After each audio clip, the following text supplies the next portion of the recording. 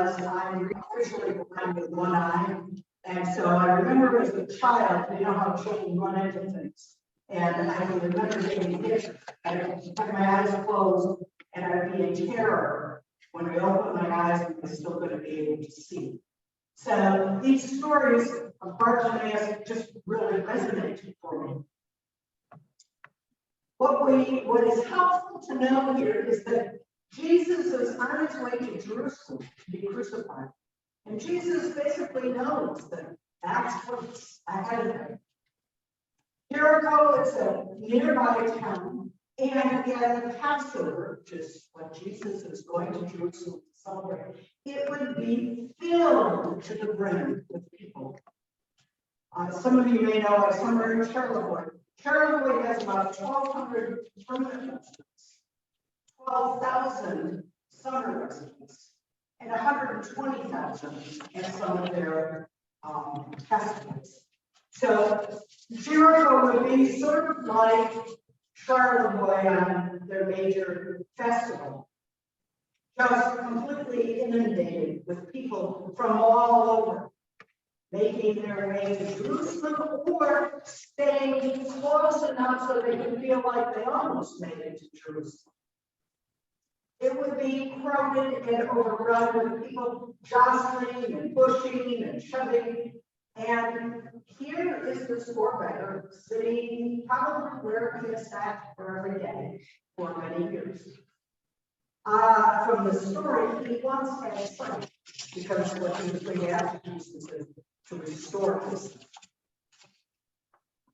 The other piece that we know is he knows who Jesus is.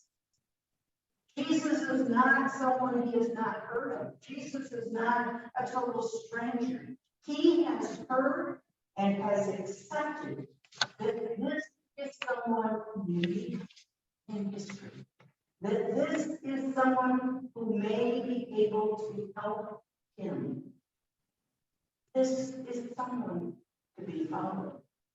And so when he hears that it's Jesus that's passing by, and he can tell that from all the sound of all the people, sort of like a famous person walks through and everybody, hey, do you see what that is? Oh, wow, that's the difference. So Bartimaeus hears that it's Jesus, and he starts shouting out to Jesus, Jesus, Jesus. So loud that all the crowd is trying to shut him down. You know how you do when somebody gets too loud, too excited. And instead, he just gets louder, calling out to Jesus, and Jesus stops. And Jesus says, bring him to me. And Bartimaeus does not get up like a blind person would get up carefully. We are told he throws his cloak off and goes running headlong towards the voice. And Jesus asks him, what would you like me to do for you? Bartimaeus says, restore my sight. Restore my sight. And Jesus says, faith has done that for me. And then the real kicker. Bartimaeus follows Jesus. How many times have you, I know I've done this, said, oh God, if you'll just do this, if you'll just take care of this problem, I promise I'll be a better person, I'll pray more, do more things, and the problem gets out and you go about your own busyness. And your promise falls flat, where most of our promises fall. But not so with Bartimaeus. With Bartimaeus, he knows who has healed him, he knows who Jesus is, and even though Jesus is going to his death, Bartimaeus is going to be a follower. An example to us of how we are to allow Jesus take over the direction and control of our lives. Now, while I can relate to the physical blindness, I think that much of the power of this story in today's gospel is if we expound on what it means to be blind, what it means not to see. Indeed, this parish has a number of people who are doing the Sacred Ground course right now. And we are having some very interesting learnings and discussions. And for the next couple of Sundays, I'm able to wear stoles that are symbolizing what we're going to be learning about. This particular stole is made of kente cloth, which is an African cloth. And it was made for me by parishioner at All Saints Detroit. All Saints is a very old time parish, and they have the most fabulous collection of clergy wear. I mean, they didn't have one pink chasuble, they had two pink chasubles. You only wear a pink chasuble once a year, so it's like, yeah, they had coats. Coats are like a cloak, but they're very fancy with wonderful embroidery and velvet and all kinds of things. They had one, they had two. The cloaks were a practical purpose because in England, in days like today, it would feel like this church feels right now. It'd be cold. So, and we will fix that because somebody knows how to operate this heating system. But they would wear the cloak in order to try to stay warm. So this parish had all these beautiful, beautiful vestments, but their green hangings, which is of course the hanging you use the most, was basically satin, tattered and tight. And so they decided they would buy new green vestment, new green altar frontal, and a new green chasuble, and et cetera, et cetera. And so they were looking through the catalogs, and that parish happened to be all black at the time I was serving. And I said, well, they were looking at all these traditions. And I said, why don't you get something that honors your heritage? And so they found a very plain green chasuble. And then they found this kente cloth. And they made down the front kente cloth of the chasuble. It was beautiful, and they made a stole. But there was enough that they made a stole for me to keep. And so this is in honor that next 2 weeks we will be studying the history of slavery in the United States and Black Americans and their experience. The purpose of Sacred Ground is so we can see through others' eyes, so that we can learn a little bit about their history that we don't know about because it wasn't a major history we learned in 8th grade or whenever you had American history. Because in learning about people's backgrounds, we can come to understand and see why they react the way they are and why they feel the way they do. And we can attempt to bridge the gap between different Americans in this great country of ours that has become so divided and isolated. So this week and next week, you're going to get the kente cloth stole. Come back in 2 weeks, and you'll see, maybe it's next week.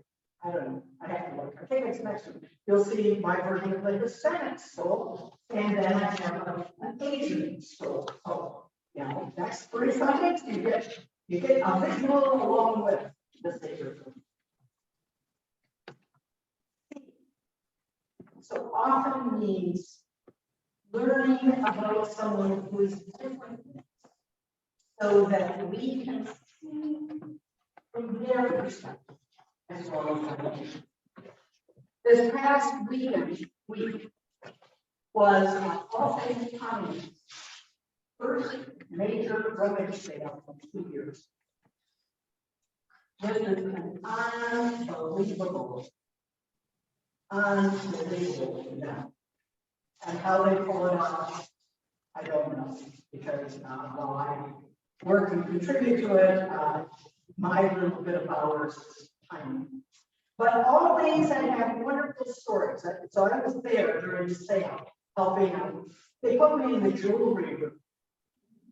Thank you, thank you. You're coming to know me well enough, right? You know, I can't even remember my first ears with earrings in them. You know, I got no jewelry. They put me in the jewelry. So how you put somebody as mismatched as possible, they managed. That was good. And actually, I had a fantastic time. But again, tying with this line, the very first night, which is their first choice night, you know, and they get dealers coming in because they have gold and sterling silver, you know, all this stuff. What's a carat and a gold? I don't know gold. You know, fortunately, they had somebody that marked it all, so I could just act. Well, what you think it's 18 carats, 18 of those carats are made up of the orange one. You know, that's 14 carat, there's 14. I don't know what it's. Anyway, there was one lady who asked to see a bunch of stuff and had a set at the side. And then when she was ready to check out about 25 minutes later, she decided she would go through and really look at what she wanted. And the person that was working with me said something like, well, you really aren't supposed to take things aside because you know, you're supposed to make your decision at the time. And the lady said, I don't know what. But the person that I was working with told this story over and over and over and over again about this one person. And I said, but look at all the 50 to 75 people that came through that were gracious. They gave us more money than we asked for, that were so careful and so appreciative of all of our work. And my partner could only focus, could only see that one. And you and I do that all the time. And we don't realize it. They finally called me Pollyanna because I kept reminding them that for that one, there had been 75 or 100 other people that had acted graciously and magnanimously. But see, sometimes we don't see the graciousness and the abundance around us because we're so focused on one that did something wrong. And I have to admit that I am just as guilty as anyone else because in an urban parish like that, you get all sorts, kinds of conditions of people. And there was one person who came every single day and he just kind of wandered around, but he ate lunch with us. And he ate a lot of lunch with us. It probably was his breakfast, lunch, and dinner that he was eating with us, which would have been fine up to a point, except that some of the people that were working, when they came, there wasn't much left to eat. So about the third day in, I said to him, I said, you know, you're going in for seconds, and there's a lot of people that haven't had first. It's okay if you take a little bit more, but please kind of control. Well, then, of course, it got upset. And maybe I didn't do it as graciously. Maybe I was blind to his behavior. But also, maybe we don't do a service when we hold a person accountable and expect them to participate in society. I have to do more thinking to see where my blindness and interacted in that interaction and how I could have done it better, perhaps more graciously than I did. I showed up the next 2 days, so I guess it didn't upset him too much. But we all, my points are, when in the Bible story we're told, and there's a story about someone who is blind, let's not put the blinders on and think this only means physical blindness as we define it as a medical issue. But it means all the times when we are blind, when we fail to see, when we fail to discern. We live in a world that is so terribly busy, often not doing much of anything. And as Christians, Jesus wants us to be people who see. Because when we see, we can follow him and offer others the gift of our presence, the gift of our ability, the gift of our listening, the gift of our smiling. Think about the next time you go to the grocery store. Your phone rings, and you're talking on the phone, and there's a clerk there. What are you saying on that phone? Saying you like that. I can't tell you how many times. I didn't like doing this when I go in because I never remember my phone either, so I don't have. But, you know, and I just say, hello, how are you? And the whole person's face lights up. Because I have been the first of about 75 people that they check out that noticed that they were a human being standing there serving. See, it does not mean we have to do something to change the entire world to be serving Christ. And you can simple as noticing, seeing Christ does, the people like him. And then we will hopefully do as Martin has did, and gladly and with joy follow Christ.